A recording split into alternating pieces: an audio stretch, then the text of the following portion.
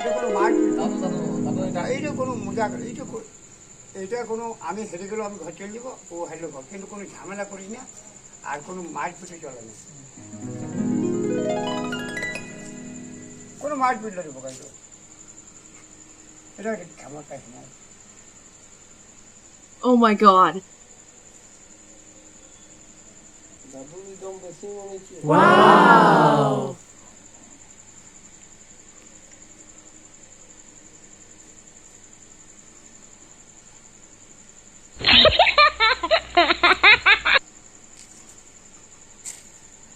Bạn hiểu không? Tôi đã tên thằng cậu.